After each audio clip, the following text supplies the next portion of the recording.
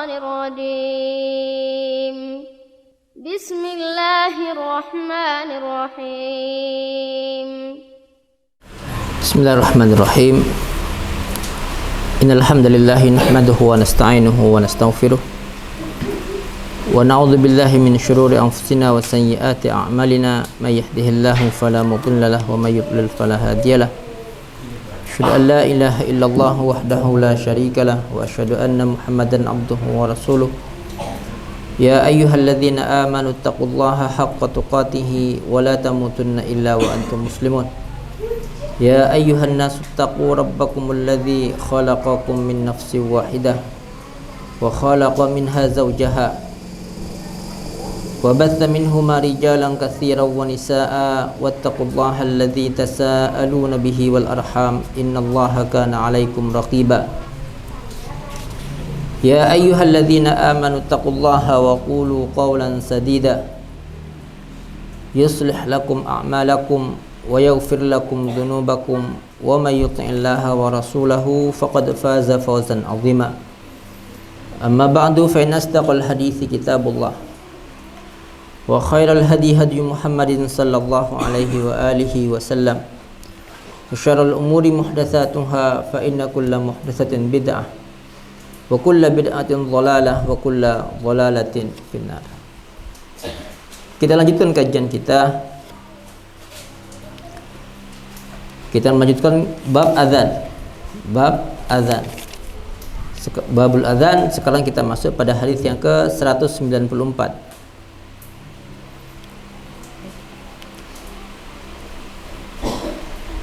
Wa an Malik bin Al-Huwairits radhiyallahu ta'ala anhu qala lana an-nabiy sallallahu alaihi wasallam idza hadaratis salatu falyu'adhdhil lakum ahadukum. Kalau sudah tiba waktu salat falyu'adhdhin lakum ahadukum, hendaknya ada salah seorang di antara kalian yang azan. Disunahkan Pak, kalau sudah tiba waktu azan untuk azan, meskipun sholatnya sendirian sebenarnya. Hatta bagi mereka yang sendirian disunahkan untuk apa? Untuk azan.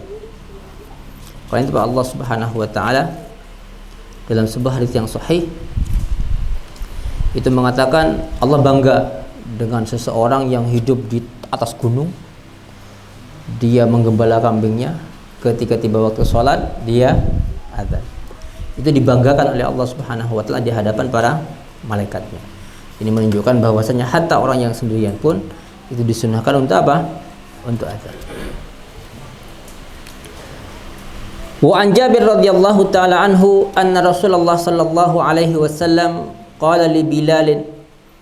Ada Rasulullah sallallahu alaihi wasallam berkata kepada Bilal, "Idza adzanta fatarassal." Wahai Bilal, kalau kamu azan fatarassal, jangan cepat-cepat, lambat-lambat, biasa-biasa saja, jangan cepat-cepat. Wa idza aqamta fahdur, kalau kamu iqamah fahdur, cepatkan. Jadi kalau azan jangan cepat-cepat, kalau iqamah cepatkan, fahdur. Waj'al baina adzanika wa iqamatika qadra ma yafrughul akilu min aklihi. Jadikan waktu antara azan dan iqamah kamu itu kira-kira seandainya ada orang makan, azan dia makan, selesai dia makan baru iqamah. Jadi waktunya agak agak panjang Pak, jangan cepat-cepat. Jadi Rasulullah sallallahu alaihi wasallam berkata kepada Bilal, kalau kamu azan fatarassal, pelan-pelan, lambat-lambat. Wa idza aqamta, kalau kamu iqamah fahdur, cepetan. Lafadznya itu Pak dicepatkan. Allahu akbar, Allahu akbar, asyhadu an la ilaha illallah, asyhadu anna Muhammadar Rasulullah, hayya 'alas shalah. Jadi kalau azan Pak lambat, jangan cepat-cepat. Waj'al, dan jadikan baina adzanika, antara azan kamu, wa iqamatika, dan iqamah kamu, qadra ma yafrughul akil min aklihi. Selama seandainya ada orang makan, azan dia makan, selesai dia makan baru iqamah. Jadi agak panjang Pak, antara 10 sampai 15 menit Pak. 10 sampai 15 menit.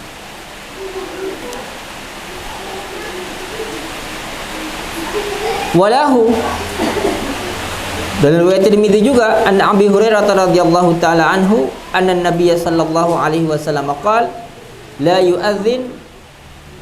yu'adzinu illa mutawaddi. Jangan azan kecuali orang yang berwudu. Tapi hadis ini dhaif. Hadis ini dhaif. Tapi afdalnya Pak, orang azan itu berzikir kepada Allah Subhanahu wa taala. Afdalnya orang berzikir apa? Dalam keadaan suci. Nah, Pak Nabi sallallahu alaihi wasallam ketika dia sedang berwudu diucapkan salam Pak ke dia. Ada orang mengucapkan salam ke Nabi saat itu Nabi sedang berwudu. Gak langsung dijawab oleh Nabi sallallahu alaihi wasallam. Selesai wudu baru dijawab oleh Nabi sallallahu alaihi wasallam. Karena Nabi sangat senang kalau berzikir kepada Allah Subhanahu wa taala, menyebut nama Allah Subhanahu wa taala, beliau dalam keadaan suci.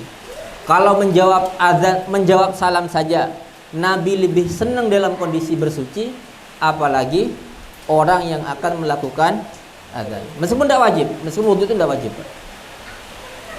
Tapi seandainya dalam keadaan suci, itu lebih afdal bagi dia. Walahu, riwayat Tirmidzi juga an Zaid bin Harits radhiyallahu taala anhu qala Rasulullah sallallahu alaihi wasallam, man adzana fahuwa yuqim. Barang siapa yang azan, dia yang iqamah. Hadis ini pun dhaif. Cuma biasanya Pak, orang yang azan dia yang iqamah. Tapi standar hadis ini Pak, itu dhaif.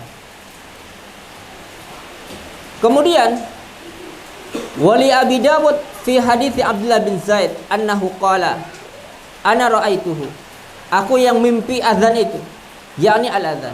Wa ana kuntu uriduhu, aku ingin yang azan, aku ingin yang iqamah. Qala fa aqim anta. Kalau begitu iqamahilah kamu yang iqamah. Wa an Abi Hurairah radhiyallahu taala anhu qala Rasulullah sallallahu alaihi wasallam, al muadzinu amlaku bil adzan. Muadzin lebih berhak untuk azan. Ya kalau masjid Pak sudah ada muazzinnya, maka dia yang lebih berhak untuk azan. Jangan ucuk-ucuk Pak, mentang suaranya enak, ada muazzin diserobot Pak, nggak boleh.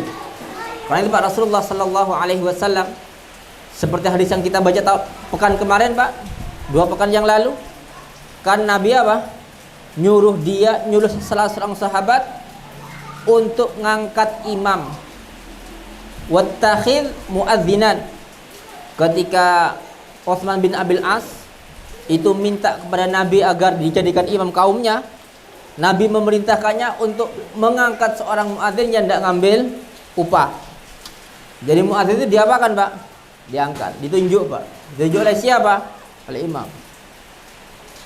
Kalau sudah ada muadzin, maka orang lain Pak sebaiknya jangan azan. Kecuali terpaksa Pak, muadzin sudah tidak ada, maka dia bisa azan. Wal imamu amlaku bil iqamah, dan imam lebih berhak untuk menentukan waktu iqamah. Jadi yang menentukan waktu iqamah itu Pak, itu siapa? Imam iqamah. Kalau sekarang kan enggak Pak. Yang menentukan iqamah siapa? Jam. Sebenarnya Pak, jam-jam digital itu Pak, manfaatnya besar apa kecil Pak?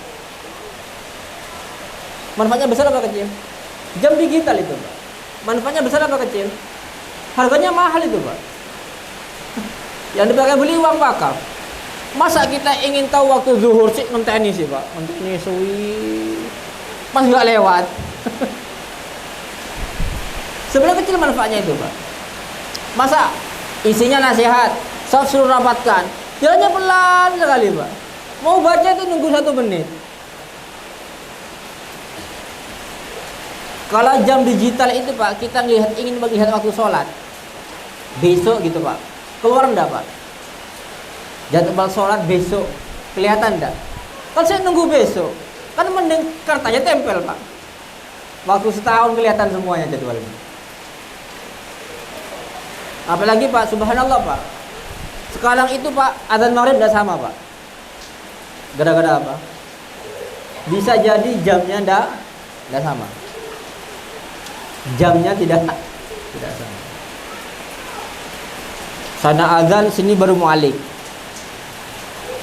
Iya Pak, sering kita dengar itu.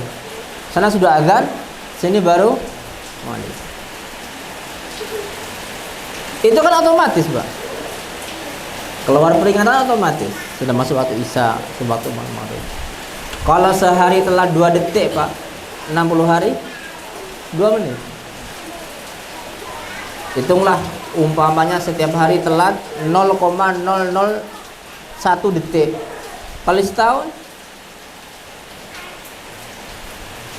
bisa 1 menit.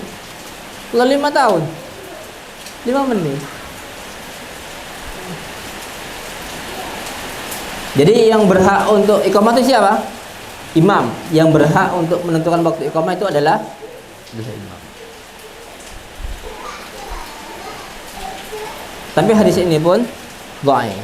Tapi memang Pak, kalau sudah hendaklah Pak orang yang iqamah itu Pak, kalau melihat imam sudah datang dan dia sudah siap, dia langsung iqamah. Sekarang enggak Pak, imamnya datang sholat sunnah, baru takbir, iqamah Pak, hatta imamnya menghentikan sholatnya. Nah, sekarang gitu Pak, ada imam datang sholat tahiyatul masjid dia, atau sholat qabliyah zuhur umpamanya. Dapat 1 rakaat,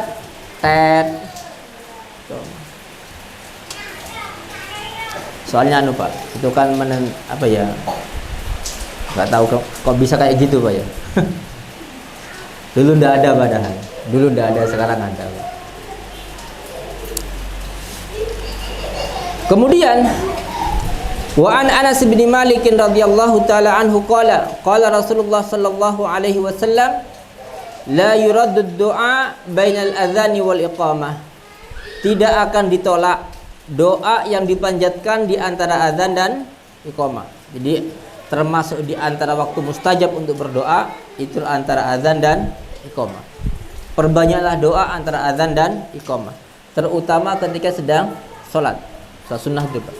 Ketika sholat sunnah. Jadi termasuk di antara waktu mustajab itu antara azan dan iqamah. Karena itu Pak, hendaklah para muadzin itu bersabar Pak, memberi kesempatan bagi jamaah untuk apa? Berdoa antara azan dan iqamah.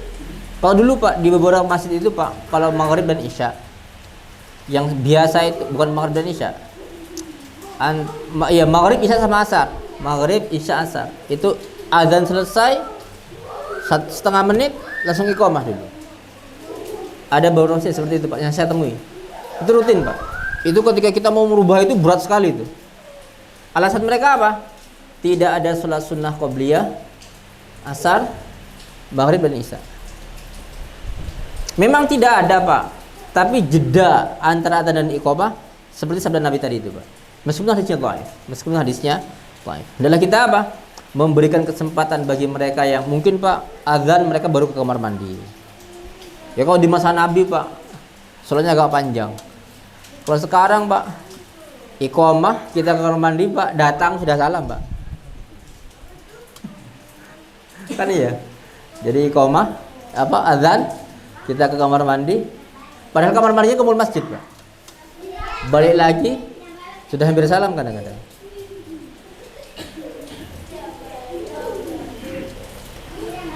Kemudian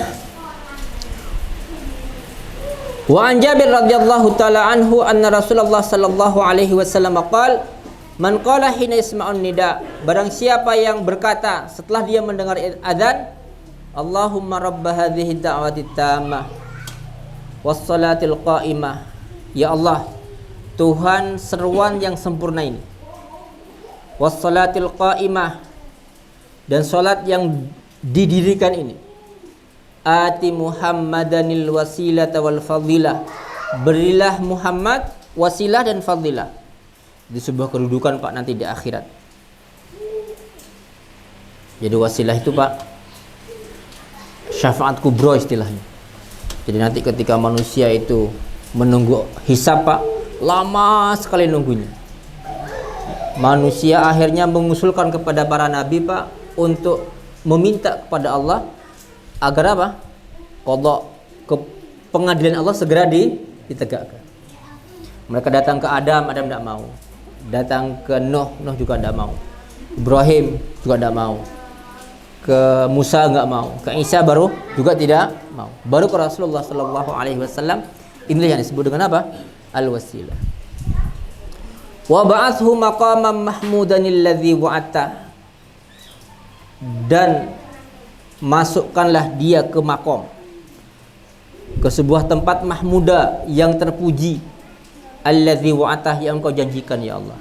Sampai sini Pak, lafaz yang sahih, lafaz adzan sampai wa ba'athu maqamam mahmuda alladzi wa'ata wa ba'athu maqamam mahmudan alladzi wa'ata. Sampai situ Pak. Adapun innaka la tukhliful mi'ad itu tambahan Pak. Tapi yang rajih, yang sahih Pak, sampai lafaz ini aja. Allahumma rabb hadhihi ad-da'wati tamah was salatil qa'imah ati muhammadanil wasilata wal fadilah wa ba'athu maqamam mahmudan alladzi wa'ata. Sudah habis itu Pak. Itu yang sahih. Halat lahu syafaati yaumil qiyamah. Barang siapa yang membaca doa itu setelah azan, maka apa? Maka syafaatku akan mengenainya nanti di hari kiamat. Ia akan mendapatkan syafaatku nanti di hari kiamat. Ini termasuk cara Pak untuk mendapatkan syafaat Rasulullah sallallahu alaihi wasallam. Cuma syafaat itu Pak milik siapa? Milik Allah. Syafaat itu milik siapa? Milik Allah. Artinya apa? Orang bisa memberikan syafaat dengan syarat Allah mengizinkan.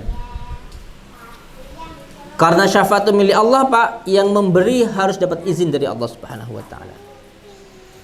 Kemudian yang diberi pun harus mendapatkan izin dari Allah Subhanahu wa taala.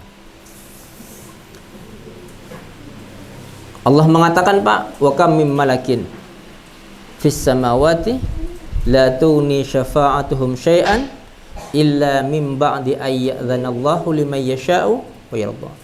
Berapa banyak malaikat di langit Pak, la tughni syafa'atuhum syai'an. Syafaat mereka tidak bermanfaat sama sekali. Itu malaikat Pak. Syafaatnya tidak bermanfaat. Kapan bermanfaat? Illa min ba'di ay ya'dzanallahu liman yasha'u wa yarda. Kecuali setelah Allah mengizinkan bagi siapa saja yang dikehendaki oleh Allah Subhanahu wa taala. Yang memberi diberi izin untuk memberi syafaat, yang diberi pun diberi izin untuk diberi syafaat. Barang siapa Pak? Orang diberi izin untuk memberi syafaat, tapi yang diberi enggak diizinkan oleh Allah Subhanahu wa taala, enggak akan dapat Pak. Enggak akan dapat. Hatta Rasulullah sallallahu alaihi wasallam, kalau beliau hendak memberikan syafaat kepada seseorang, kok Allah enggak mengizinkan Pak, tidak akan diberi syafaat oleh Allah, tidak akan bisa mendapatkan syafaat Rasulullah sallallahu alaihi wasallam. Kenapa? Karena syafaat itu hak mutlak Allah Subhanahu wa taala kepada siapa saja yang Allah kehendaki untuk memberi syafaat dan diberi syafaat. Oleh karena itu Pak, kalau kita ingin mendapatkan syafaat siapa saja Pak, terutama syafaat Rasulullah sallallahu alaihi wasallam, maka hendaklah kita taat kepada Allah dan Rasul-Nya. Karena tidak ada jalan yang paling mudah, yang paling mungkin untuk bisa mendapatkan syafaat orang-orang yang memberi syafaat kecuali dengan apa? Ketaatan kepada Allah dan Rasul-Nya. Sampai di sini Pak, itu adalah akhir dari bab azan. Mungkin ada pertanyaan Pak sampai di sini Pak. Sebelum kita masuk ke bab syurutus shalah nggih. Dari awal saya memperhatikan Ustaz terkait masalah azan ini, sepertinya hadisnya azan untuk panggilan sholat. Nggih. Saya pernah membaca Ustaz, ada syariat azan itu ada yang mengatakan tidak hanya untuk panggilan sholat, ada yang mengatakan kalau ada orang kerasukan jin. Dengan alasan kalau ada azan setan lari terkencing-kencing apa? Sampai bawa kentut Pak ya. Terus ada apa? Memasukkan mayat ke dalam liang lahat. Iya. Terus ada apakah memang betul-betul azan yang Enggak. Kalau ruqyah itu pakai ayat Pak, atau pakai doa-doa yang diizinkan. Kalau ruqyah pakai azan saya belum pernah mendengar. Kalau ada pun memasukkan jenazah ke azan itu Pak disyariatkan untuk apa? Manggil sholat. Karena itu Pak, mimpinya kenapa itu Pak? Mimpi itu berawal dari apa? Mimpi sahabat itu Pak. Mimpinya siapa? Mimpinya Abdullah bin Zaid Pak. Dia yang mimpi azan masalahnya. Itu awalnya masalah apa? Sahabat berselisih Pak. Kita mau mengumpulkan orang salat itu untuk apa? Dengan apa? Ada yang usul pakai apa? Pakai lonceng. Nabi mengatakan apa? Nasrani. Ada bilang pakai buk, trompet. Nabi mengatakan apa? Syariatnya orang Yahudi. Dan beliau pakai api, Majusi. Kemudian sahabat ini mimpi Pak. Mimpi untuk apa? Lafaz azan. Kalau kamu ingin manggil sholat, lafaz itu yang disuruh Pak. Memang awal disyariatkan azan untuk apa? Memanggil orang sholat. Untuk yang lain Pak, Allah alam, saya tidak tahu Pak. Kayaknya nggak ada, kayaknya sih. Seandainya ada hadis sahih Pak, bisa jadi sandaran. Iya. Adapun memasukkan apa? Mengadzani jenazah Pak, itu nggak ada syariatnya Pak. Kenapa? Perkara jenazah itu Pak bukan perkara baru. Di masa Nabi banyak orang mati enggak? Banyak. Ada nggak riwayat yang menyatakan bahwasanya ketika Nabi menguburkan jenazah memerintahkan sahabat untuk azan? Seandainya ada banyak riwayat enggak? Tentu banyak. Kenapa? Karena yang menyaksikan pemakaman itu banyak Pak. Dan itu bukan peristiwa baru Pak. Peristiwa yang dilakukan secara turun-temurun Pak. Secara turun di masa Nabi, hatta terutama waktu perang Pak. Waktu perang yang mati itu berapa? Banyak yang mati. Ada yang diadzanin enggak? Ada. Apalagi lafaznya diganti Pak, qad qama yaumul qiyamah. Kapan kiamat? Bagi dia kiamat. Awal Pak, awal masuk pintu akhirat. Enggak ada Pak. Tapi subhanallah Pak, ada sebuah cerita lucu Pak. Ada salah seorang ustaz saya, mertuanya meninggal. Subhanallah, qadarullah Pak. Waktu itu tukang azannya itu yang biasa azan di kuburan. Itu kan azan, orang tukang azannya kan enggak ganti-ganti Pak. Itu aja bisa. Kebetulan Pak, karena enggak ada Pak yang bisa azan di masjid, yang biasa azan subuh di masjid Pak, suruh ngazan. Mungkin karena enggak pernah ngazani Pak. Tambahan as-salatu khairum minan naumnya udah hilang.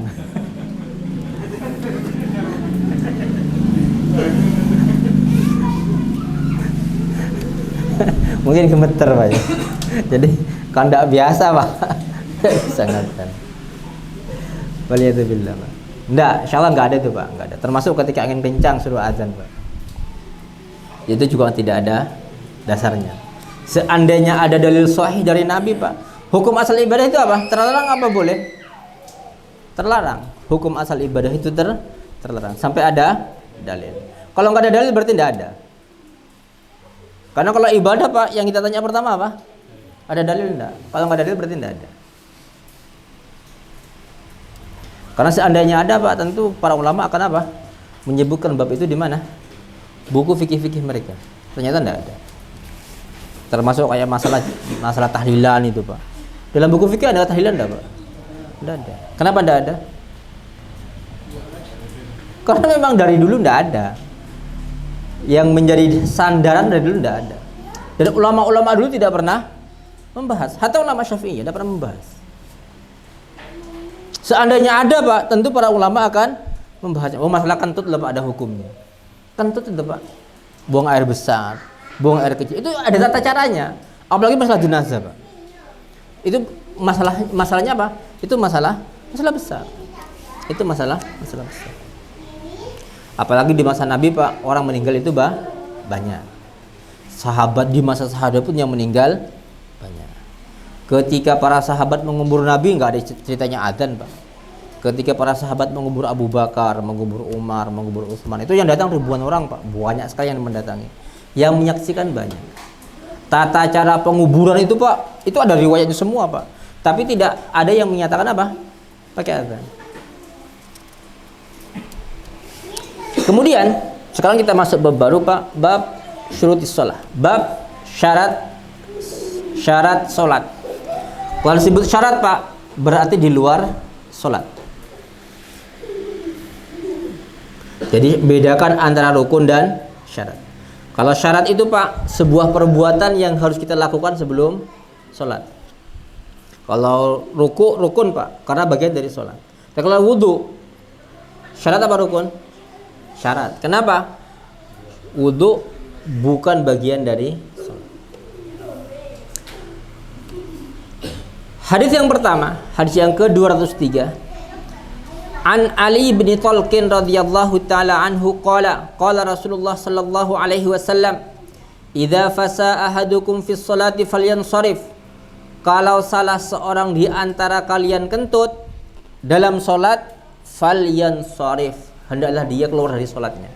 Berhenti Pak dari salat. Wal yatawadda, dan hendaklah dia berwudu.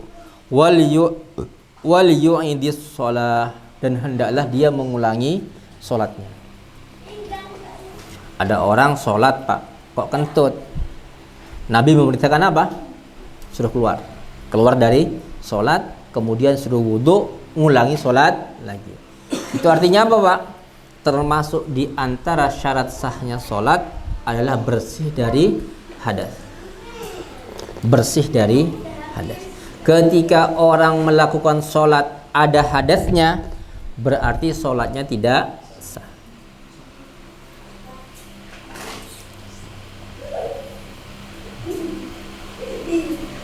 Wa an Aisyah radhiyallahu taala anha 'anil Nabi sallallahu alaihi wasallam, la yaqbalullahu salata haidin illa bi khimarin.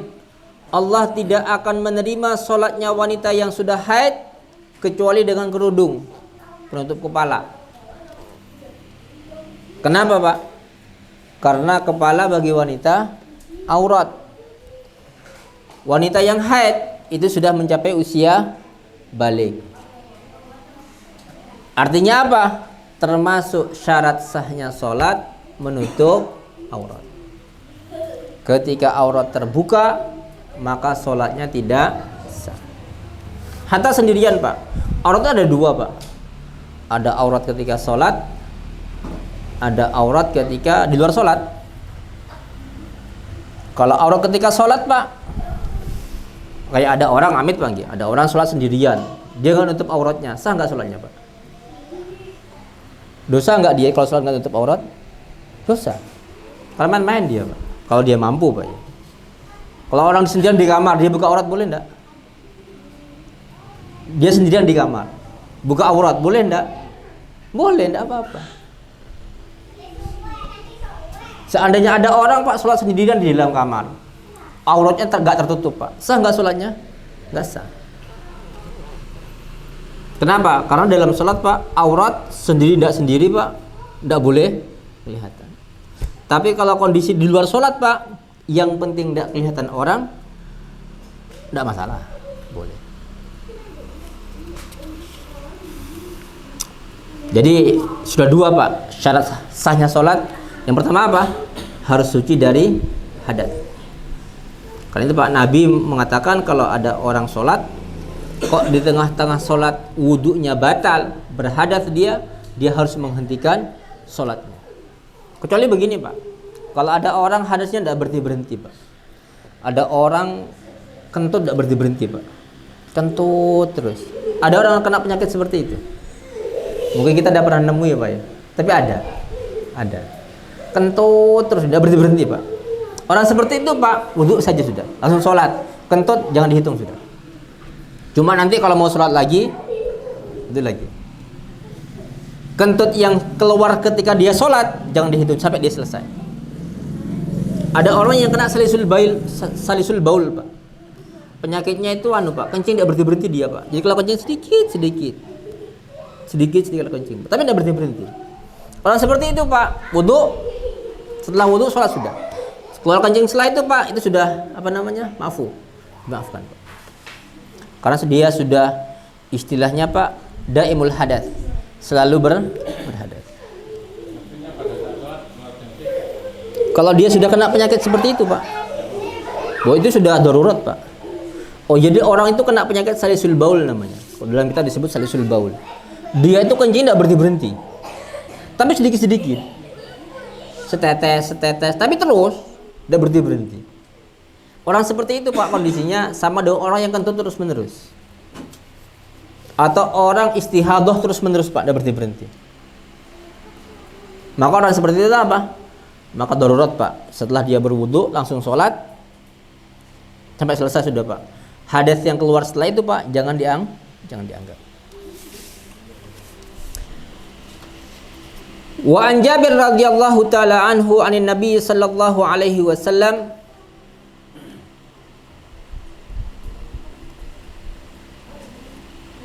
An-Nabiy sallallahu alaihi wasallam qala lahu in kana thawbu wasi'an faltahif bihi. Kalau pakaianmu luas, faltahif bihi. Iltihaf itu Pak, gunakan pakaian itu kayak menggunakan selimut.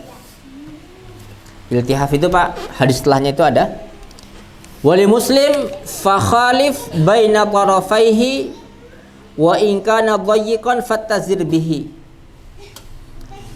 Ini masalah pakaian Pak. Di masa Nabi itu Pak, pakaian orang tuh yang banyak kayak apa Pak? Kayak pakaian ihram. Jadi pakaian kayak pakaian ihram. Jadi iltihaf itu Pak, kain kita bentangkan. Kan kayak handuk Pak ya. Kayak handuk. Kain kita bentangkan, tengahnya kita taruh di punggung. Tengahnya kita taruh di punggung.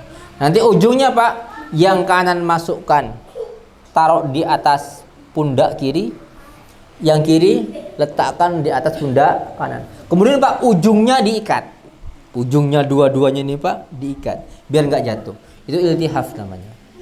Jadi kalau ada orang sholat Pak, kainnya dua, satu untuk sarung, satunya untuk izar di atas. Karena itu Pak Rasulullah Sallallahu Alaihi Wasallam kalau sholat Pak kelihatan ketiaknya. Karena pakaian seperti itu. Kalau pakaian seperti ini Pak mau dibuka kayak gini Pak tidak kelihatan ketiaknya. Karena itu Pak kalau ada riwayat Nabi itu kalau sholat membuka tangannya sampai kelihatan ketiaknya. Karena memang pakaian seperti itu. Jadi cuma kayak handuk itu Pak. Yang bawah untuk nutup bawah, yang atas untuk nutup atas. Yang bawah itu namanya izar, yang atas namanya rida.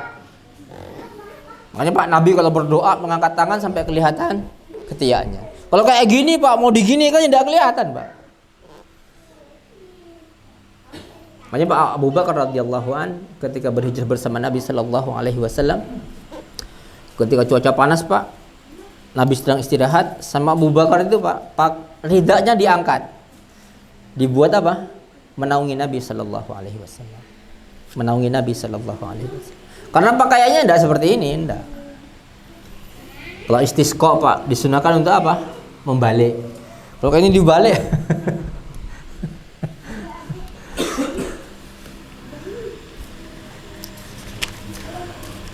Kemudian walahuma min hadits Abi Hurairah la yusalli ahadukum fi thawb. Kalau ternyata pakaiannya sempit, fattazir bihi. Buat sarung Pak. Apalagi cuma satu Pak ya. Apa namanya? Dibuat apa? Dibuat sarung. Jadi yang utamakan auratnya yang tertutup Pak ya. Kalau pundak itu nomor 2 Pak. Tapi yang penting pertama apa?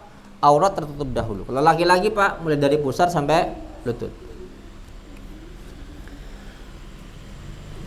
La yusalli ahadukum fi thawbil wahid laisa ala atiqihi minhu syai'un. Janganlah salah seorang di antara kalian sholat hanya dengan satu kain. Kalau punya Pak, bawah tertutup, atas juga tertutup. Laisa ala atiqihi minhu syai'. Di atas atiknya, pundaknya tidak ada kain sama sekali. Tapi kalau tidak ada lagi Pak, tidak mengapa. Yang penting apa? Aurat tertutup. Kemudian wa an Ummi Salamah radhiyallahu taala anha annaha sa'alatin Nabiy sallallahu alaihi wasallam atusallil mar'atu fi dir'in wa khimarin bighairi izarin. Ya Rasulullah, apakah wanita boleh sholat hanya menggunakan pakaian? Enggak ada izarnya. Izar itu bawahan Pak, enggak ada bawahannya gitu Pak. Cuma pakaian langsung ke bawah gitu Pak, tanpa izar. Wa khimarin, dan penutup kepala, bighairi izarin, tanpa izar. Izar itu kain yang bawah Pak. Jadi kalau ada orang pakai pakaian kayak ihram itu Pak, yang bawah namanya apa? Izar. Ini perempuan Pak, hanya pakai komis menutup ke bawah, nggak ada izarnya. Ada penutup kepala, tanpa ada izarnya, tanpa ada pakaian bawahannya. Qala idza kana dir'u sabighan, boleh kalau apa? Kalau ternyata pakaiannya sabighan, longgar. Yughatti dhuhura qadamaihi, pakaiannya itu longgar, bisa menutup kedua kakinya, bisa menutup kedua kakinya.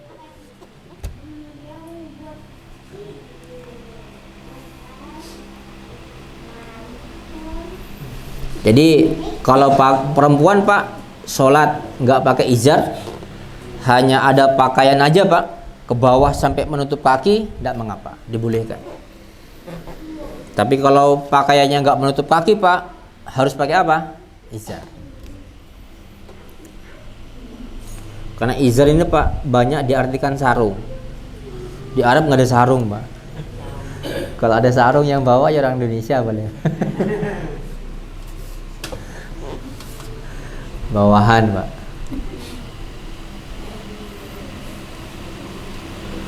Karena kalau ada orang di mana-mana Pak pakai sarung, bisa dipastikan orang mana? Indonesia. Karena sarung itu termasuk budaya kita Pak. Sarung itu budaya kita. Kayak batik itu Pak, budaya kita. Kalau kita ke Arab pakai batik Pak, berarti kita membawa apa? Budaya Indonesia ke negeri Arab. Jadi kalau ada orang Arab mau bawa budayanya ke sini, gak usah ngamuk kita Pak. Kenapa? Karena kadang-kadang kita apa? Membawa budaya kita ke negeri orang lain. Kadang-kadang ada orang Pak sentimen sekali dengan budaya Arab Pak. Kayaknya apa ya? Kayak bencinya dengan budaya Arab. Lalu kita pun sama Pak. Kita ke Arab pakai apa? Pakai batik, pakai sarung. Itu kan budaya kita. Baju takwa kayak gitu Pak. Baju apa namanya? Koko itu Pak. Itu budaya mana? Orang Arab ada pakai gitu Pak. Kayaknya nggak ada Pak. Selama tidak melanggar syariat, kita Pak itu tidak mengapa. Kalau kita pakai jas itu budaya siapa Pak? Kan budaya Eropa. Jas itu Pak, dasi itu kan budaya Eropa. Bukan budaya kita Pak. Kita pakai belangkon Pak. Budaya kita pakai belangkon kan? Belangkon, pakai udang itu budaya kita Pak. Asli budaya kita itu. Tapi kalau kau pakai dasi, pakai jas itu bukan budaya kita. Itu budaya luar Pak. Itu budaya Eropa yang bawa Belanda dulu. Yang bawa kan penjajah itu Pak. Kalau jubah sangkok kayak gini itu Pak, itu yang bawa itu pedagang Pak. Karena orang-orang ke sini maunya apa Pak? Berdagang, bukan menjajah. Kalau Eropa Pak ke sini bawa, mereka ingin apa? Dulunya jajahan mereka. Menjajah. Jadi jas itu pakai menjajah sebenarnya Pak. Kalau kita mau runut ke atas loh Pak.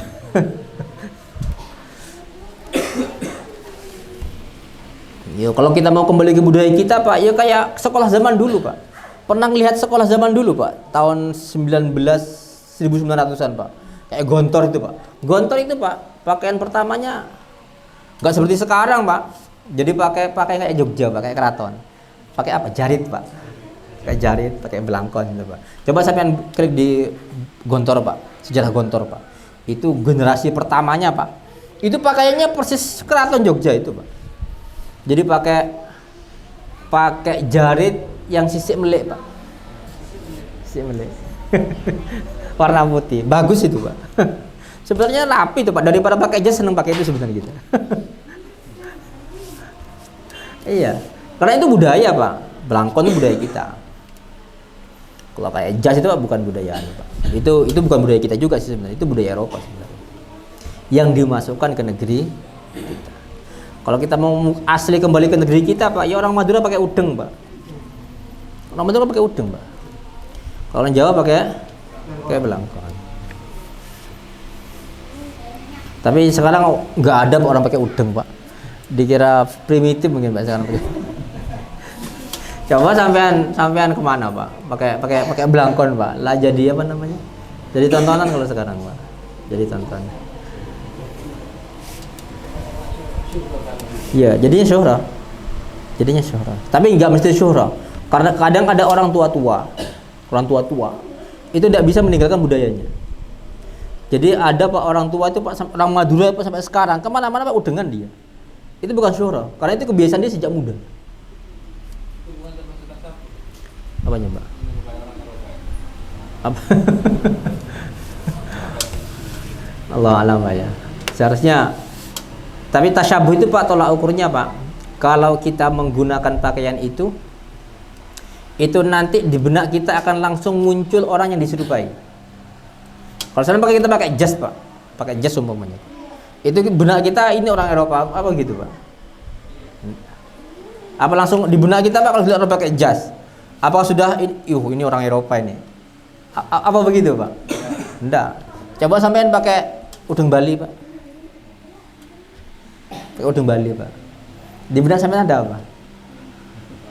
Oh, orang Bali. Tasyabuh itu.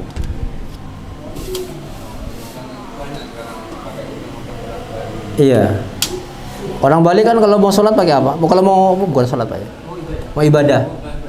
Pakai apa? Ya pakai udeng itu kan. Nggak boleh itu Pak. Kenapa? Karena kalau di benak kita Pak, kalau orang pakai itu seandainya ada orang Bali ngeliat itu Pak, di benak mereka ada apa? Oh, ini mau ibadah ini. Mau sembahyang katanya. Kata mereka mau sembahyang. Karena itu pakaian yang menjadi ciri khas suatu kaum dan itu adalah yang dilarang dalam agama kita, maka tidak boleh. Kalau ada orang Pak kemana-mana pakai pakaian dalang Pak, pakaian dalang, pakai jarit, semelik, kemudian pakai belangkon itu Pak. Kalau dia umumnya orang pakai pakaian gitu Pak, sampai lihat di Eropa, sampai pikirannya apa Pak? Jawa. Oh, ini Jawa ini, keraton ini. Cuma sekarang Pak pakaian itu sudah mulai apa? Luntur. Karena budaya itu Pak ngikuti zaman Pak. Budaya masing-masing generasi tidak sama. Kayak dulu Pak, masih tahun berapa itu Pak? Pakaian ada orang pakai pakaian pramuka lengkap itu Pak, itu kayak gagah Pak ya. Kalau sekarang pakai pakaian pramuka lengkap itu izin Pak. Kalau dulu kan tahun 90-an, tahun 80, pakai seragam pramuka lengkap gitu Pak. Ada baret, ada lengkap lah umpamanya Pak. Itu sebuah apa Pak ya? Kebanggaan. Coba sekarang Pak pakai pramuka lengkap. Dikira-kira hafal sama orang-orang.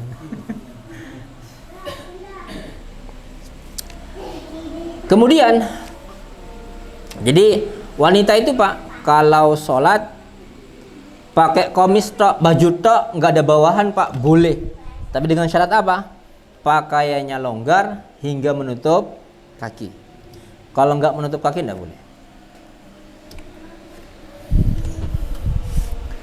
Artinya apa? Menutup aurat sebuah keharusan di dalam salat. Wa an Amir bin Rabi'ah radhiyallahu taala anhu qala kunna ma'an Nabi sallallahu alaihi wasallam fi lailatin muzlimatin. Kami bersama Nabi sallallahu alaihi wasallam pada suatu malam yang gelap. Fa ashkalat alainal qiblah. Kami bingung, ini kiblatnya mana? Menentukan kiblat itu bingung. Fa shallaina, maka kami salat. Berdasarkan ijtihad mereka salat. Falamma tala'atis syamsu, ketika matahari terbit, idza nahnu shallaina ila ghairil qiblah, ternyata kami salat tidak menghadap kiblat. Fa nazalatil ayah, maka turun ayat fa aina ma tuwallu fa thamma wajhullah. Kemanapun kalian menghadapkan wajah kalian, maka disitulah wajah Allah Subhanahu wa ta'ala. Artinya apa? Kalian sudah benar Pak, tidak masalah. Jadi kalau kita sudah berijtihad Pak, ternyata ijtihad kita salah, maka apa? Maka setelah selesai sholat baru tahu Pak, sholat yang tadi sah. Tapi kalau tahu kiblat Pak, tidak sah sholatnya. Kita tahu kiblat ke sana Pak. Oh, yang penting kemana saja sholat kan, yang penting wajah Allah kan di situ. Menghadap sana sholatnya Pak, nggak sah. Tapi kalau orang bingung Pak, setelah dia sholat, kok tiba-tiba orang dia sholat menghadap ke sana. Ternyata setelah matahari terbit dari sana Pak. Oh, berarti kiblatnya sana. Tidak masalah. Bagaimana kalau ada orang yang ingatkan di tengah-tengah sholat Pak? Putar Pak. Langsung putar.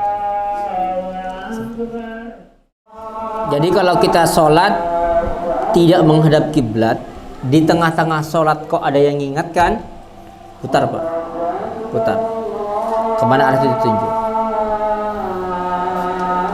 Sebagaimana para sahabat dahulu Pak, ketika awal dipindahkannya kiblat dari Baitul Maqdis ke Ka'bah, ada masjid kiblatan Pak. Kalau di Mekah itu ada. Itu masjid itu Pak yang dipakai waktu itu. Jadi ada orang Pak yang dari Madinah menuju kaumnya. Ternyata kaumnya sedang sholat. Kemudian orang itu memberitahu kaumnya yang sesuatu itu bahwasanya kiblat sudah dipindah. Akhirnya saat itu juga Pak, orang-orang itu apa? Berbalik menghadap ke Ka'bah. Sama seperti itu Pak. Kasusnya sama. Tapi insyaallah Pak cukup sekian kajian kita pada hari ini. Insyaallah pekan depan Pak, pertemuan yang akan datang kita akan masuk pada hadis yang ke-209. Aqulu qawli hadza wa astaghfirullah li wa lakum innahu wal ghafurur rahim. Subhanakallahumma hamdika asyhadu an la ilaha illa anta astaghfiruka wa atubu ilaik.